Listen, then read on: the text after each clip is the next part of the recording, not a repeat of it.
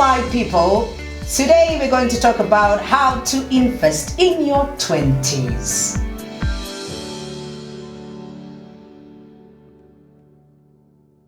First, quit comparing yourself to any other individual.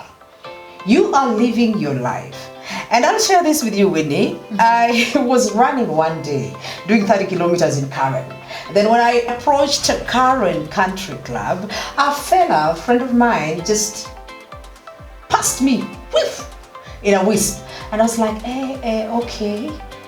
I followed him. Yeah. And I was now not running my pace, but running his. Remember, I was doing 30 kilometers. A few weeks later, I bumped into the gentleman and he tells me, Caroline, hey, wait, I was only doing 10 that day. I was relaxing.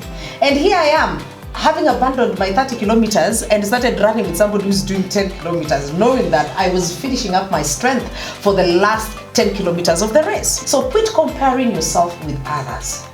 If somebody is living in Kile in a 3 apartment and you're living in Rogai in a bedsitter, listen, at the end of the day, you all go home. What do? You sleep. The sleep is the same. If someone is driving a Mercedes-Benz and you are in a Vitz, a Mark is comfortable, Vitz, you will arrive. At the end of the day, you will get to your destination. Run your own race. There are those who will be ahead of you. There will always be somebody who's behind you. And overtaking is allowed. Yes, and Caroline, when you have said about that, I've remembered when my early years in campus and even working.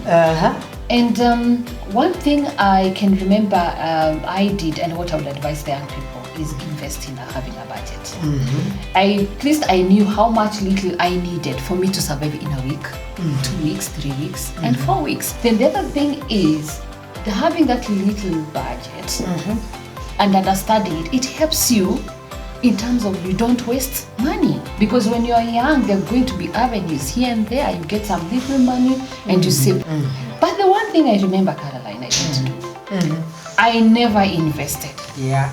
I was saving, yes, but I was saving for future use because I was worried tomorrow I may not have a job. Yeah. So the little that I saved, what did I do? I saved it for future expenses. So I didn't invest. Okay. So that is what I remember. So I would advise the young people is invest. Learn how to invest. Yes. Now that you've mentioned that, I was speaking at a financial forum some time back, and somebody followed me. The person actually who followed me was a girl in campus. And she told me, Caroline, I've got money that I want to set aside. My pocket money is adequate. I can save 5K on a monthly basis. I was a bit skeptical because that was my first. And I was like, okay, fine, just bring it on. I'm not about to kill your dream. And guess what? 5 years later, this girl accessed her money. She had cleared campus and she was able to furnish her house.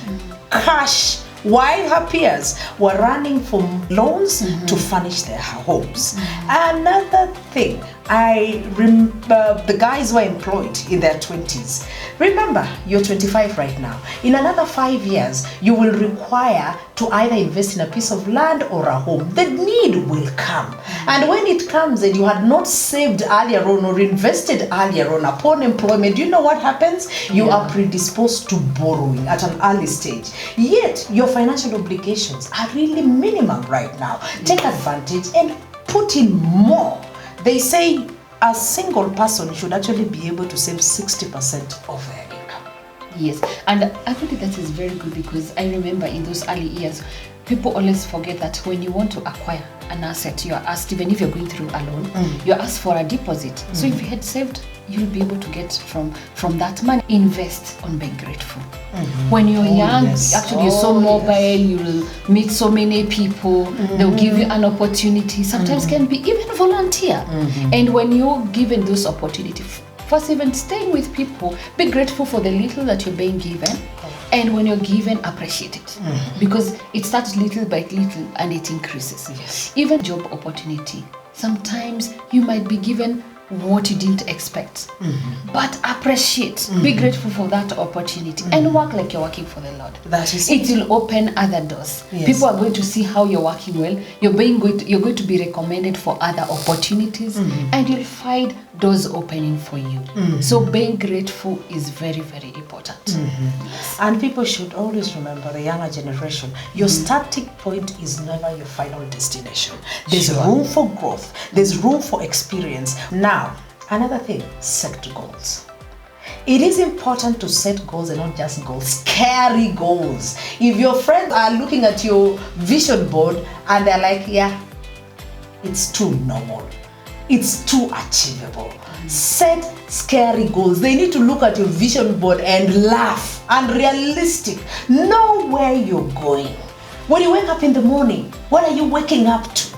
Are you escorting other people achieve their goals? Or are you working towards yours? What do you want to become? When do you want to become that person? How do you intend to get there? And it starts with campus. It starts at work.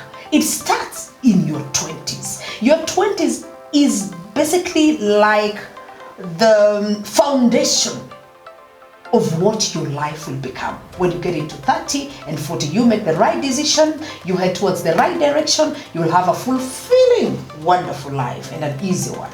And I like that point of yours about setting abnormal goals, because I can call them abnormal goals. What it helps somebody to stop wasting time. Yeah. Because when you set the goals and you're reviewing them today, tomorrow, it's going to remind you, I drew that big house, that mansionette I want, that ranch I want.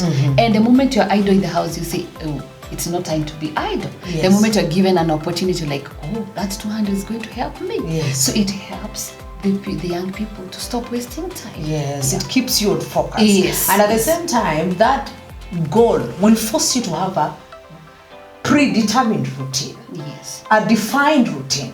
Where you know, when I wake up in the morning, I need to do this and do that. Why? Because I have something, a vision that I need to achieve by the end of the year. Yes. The other thing, travel. Invest in experiences. Yeah, you do not have any obligations or minimum obligations at this point. It is the only time you can afford to budget and get on that plane to Malaysia, and no one is gonna ask you anything as long as you have paid all your expenditures. Once you get married, you have to ask for permission from your spouse. You have to inform them. They might like it, not like it, and the kids come in, your expenses increase, so that might not really work for you. And don't just, like we shared, travel for the fun of it. Learn something along the way. Yes. Yes. Another thing, start saving for your retirement upon employment. Guys, each day you are getting closer to retirement. You don't wait until 20 years to retirement to start budgeting for it. Okay? Yes. And I like that bit about investment, because people don't understand that the youth life is limited. Work when you have your energy. Because the time for energy, the time you're energetic, the time you have knowledge, the time you're able to do multitask and do many jobs or side hustles, it is limited. That time his body will tell you no, and you cannot do it. So if you're 25, 60 is approaching. When you turn 30, 60 is approaching. When you turn 40, 60 is approaching. So therefore, as you say, in terms of saving for your pension, the earlier the better. Oh yes. And if you are a focused individual, there will always be pressure.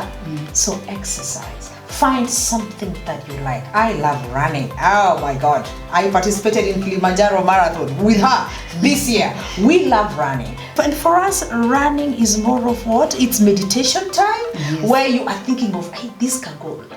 I have achieved it, not achieved it. What do I need to do about it? There is a joke amongst runners that if you do a half marathon and you have not found a solution to your problem at the end of it, then that problem is too big for you. But anyway, exercise, go to the gym, takes you away from things that might deviate you from your goals, financially or otherwise. Were you reading when you were young? Oh yeah, Sydney Sheldon.